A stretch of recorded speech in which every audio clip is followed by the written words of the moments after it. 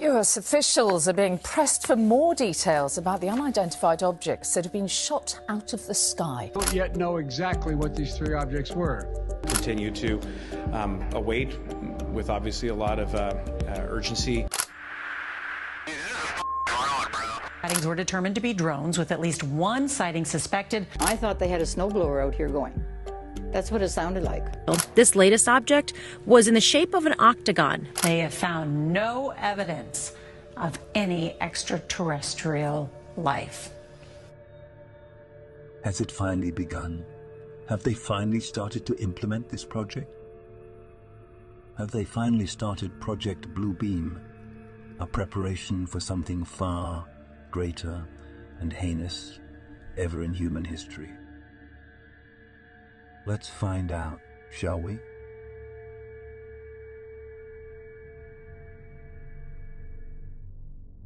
Projekt Bluebeam was a book authored by Serge Monast in 1994, who was a journalist in the 80s and 90s. Currently, the book is impossible to find. However, until his death in 1996, he gave a series of interviews about the book, which meant that contents within the book are available, but they're largely scattered all over the internet. And up until 1996, Monast was able to give away much of the book's content in interviews. However, after his death, the circulation of the original book stopped, almost as if it's been made to vanish and has been impossible to find since then. Although there have been other books made on this topic, which of course have been penned under different names, this particular book hasn't been found or recovered. But the most interesting and probably spine-chilling thing about this whole ordeal is that Monast, in his last interview, claimed that he was being hunted down by the police and authorities. Due to this fear, he began homeschooling his kids, yet that didn't matter, as they were eventually taken away by the state and put into public schools.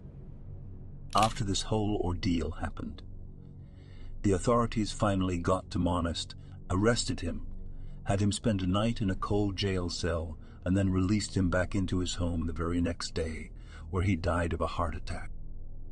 People who follow him and believe in his theory obviously pointed fingers at the authorities and his secret organization controlling the authorities to be behind his murder.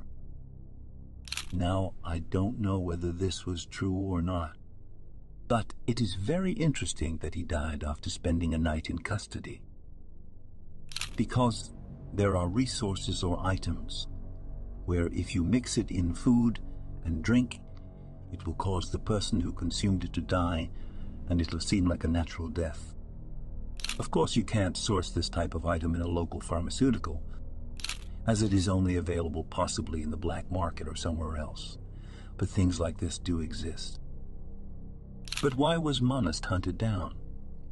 Well, the reason he stated before his untimely demise was that he had a network of prohibited information available to him, meaning he had access to information that was very classified. But the main question is, what was written inside that book that was so deadly?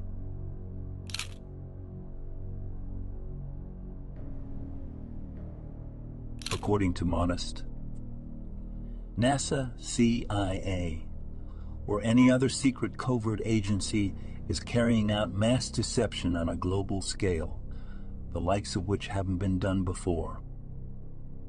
It's a small sub-project which is a part of a larger project called the New World Order, and everyone knows what that is. However, before the first phase of Projekt Bluebeam can even begin, it needs to fulfill some prerequisites.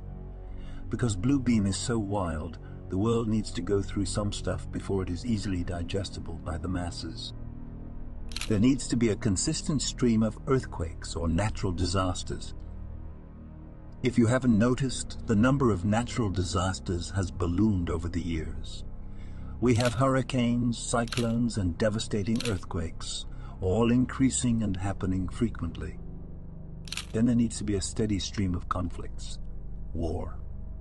US invading Afghanistan, Russia invading Ukraine, the Middle East being destabilized, etc. Conflicts must occur in several places at once and must continue. Then there should be economic collapse. Don't forget that there was one in 2008 which was devastating. Yet economists predict that there will be another one that is coming in a few years, which will be much more destructive than its predecessor. Imagine it's like the Great Depression, but on a global scale. People will lose their jobs, homes, businesses, etc., which will lead to panic and depression, which will in turn lead to violence. Then there should be a shortage of food, necessity, and basic items. How is this possible? It's possible when you have a global pandemic like COVID that pretty much destroyed supply chains, leading to those very shortages. So, these are some of the prerequisites needed for PBB. Because they need the mass to be frustrated, hopeless, tired, and eventually unable to think rationally or think at all. They don't want to give people the ability to take a break and think rationally, and the only way they can do this is to complete the prerequisites in the shortest amount of time possible, possibly within a time frame of 3 decades or less. Because within 3 decades you could condition and control an entire generation. Through the media and manipulation of information, it's very easy to do so, especially for a secretive agency that has all the power in the world. Then in the final phase, they will implement PBB, or Projekt Bluebeam.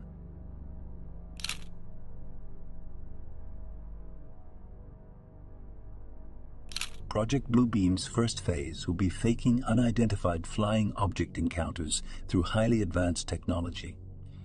Technology that is decades ahead of what is currently available in the market. What is that technology? It is extremely precise and dedicated holograms and lasers. You might be thinking, wait, holograms and lasers are very easy to spot? Actually, commercial holograms, or the ones we are used to, are easy to spot. But extremely advanced holograms that you can touch and feel, those are leaps and bounds ahead of what we currently have. Here's an example. In 2021, students from the University of Glasgow developed a hologram that you can touch and feel. They created a basketball hologram that you can touch and bounce, which pretty much acts like a normal basketball. And both the US and China already have built energy-focused weapons, laser beams that can rapidly shoot down enemy drones and aircrafts, etc. So my point is, if we have this kind of technology available to us already, you can be damn sure that there exists technology that is hidden away from people, that is leaps and bounds more crazy than this. But how can a hologram this advanced do things like this? How can it move so fast that pilots or pedestrians aren't able to follow it with the naked eye when it disappears? Because that's what happens, right? People see strange lights and strange objects, and then they disappear as quick as they come. Check out this Harvard scientist who explains it on concrete. Like Projekt Bluebeam? Yeah, good one. What is that? That's lasers, right? Yeah, I can actually talk about that one, but that is it's really bad. But you know the people that see orbs in the sky? Yeah. Go around that fly faster. UFOs? Than UFOs. Yeah, there's Navy pilots. There's multiple Navy pilots who talk about they got their, so they were flying F-18s, these Navy pilots, and one of them's coming in here in 2 weeks. He's Ryan Graves. Okay. He's a Navy pilot flying off the coast of North Carolina, and they got their radar upgraded on their F-18s, and all of a sudden they were seeing these things darting around on their radar. Okay. Don't tell him what I'm about to say and see if he knows about it. Okay. So what we do is we play with our own forces to make sure our trickery will work on the enemy. And those are directed energy weapons of where we do intersecting beams or focused beams into the atmosphere. And notice they're always in the atmosphere to excite the electron orbitals of the oxygen and nitrogen in our atmosphere, it causes a glow and it causes ionization. That ionization shows up on radar and it's like a cat laser pointer, and we're making planes chase them. That's exactly how they describe these things moving, like laser pointers. Yeah, and so we can do it in 3 space. We can make it look like... in 3-dimensional space. Yeah, and we can make it look like an entire fleet is about to drop bombs on, let's say, Europe, and then just have them disappear. And they get all their planes up in the air, and we attack them from the other direction, assuming we're attacking Europe. Who is doing this? The Navy, you said? Somebody. Let's just say a group. A group, you know. And you know this for a fact? I know for a fact, yeah. So once they have this kind of weapon in place, the second part of the phase begins, which is to set up a fake alien invasion, which shouldn't be hard to do, and you might be wondering, how will the public react if they see this? You see, and this is my personal observation, there won't be a mass panic like the ones many are thinking. It's because people's minds have been conditioned through the media and other visual mediums on how to react when there is an alien invasion. You see, through movies, games, and TV shows, they've slowly conditioned people over the years to put complete faith and trust in their government. What happens in most alien invasion movies? The aliens are the bad guys and the government agencies are the good guys. And in the end, they save the day. That is the same script that every alien movie follows. So it'll all follow like a movie script where once an alien invasion comes, people will slowly but surely accept submission to the government and follow rules and won't complain, just like what happened with COVID. And then after the invasion comes the unification of the world, Phase 3. But before that can happen, one of the prerequisites needs to be fulfilled, which I didn't mention, which needs to be mentioned, and that is the complete eradication of any and all traditional religion. You see, the whole purpose of Projekt Bluebeam is to install a central government that will rule the world. One world government. And the person in charge of this world government must be an all-powerful being who people will follow blindly, a false god. He will be Dajjal, or he is sometimes known as the Antichrist. Under him, this project also aims to bring a new religion with him as the god. They will make whoever is the Antichrist do things beyond human comprehension. People will be fooled into thinking he's doing miracles. And to ensure his arrival is as smooth as possible, they aim to eradicate traditional religions, moral values, and principles. To eradicate any semblance of being human, they'll desensitize people to everything, to violence, gore, and hypersexuality. And if you ask me, that's currently what's happening now. However, once that's been done and a new religion has been created, people will flock towards him, women especially. And they will flock to him because he will be their new savior. Because he will come in a time where the world will have no hope left. Only madness and chaos.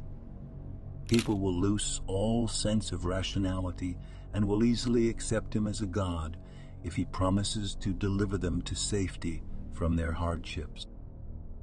Even in Islam, sources say that when he will arrive, people will run towards him. So it is advised to the believers that they should instead run away from him as far as possible.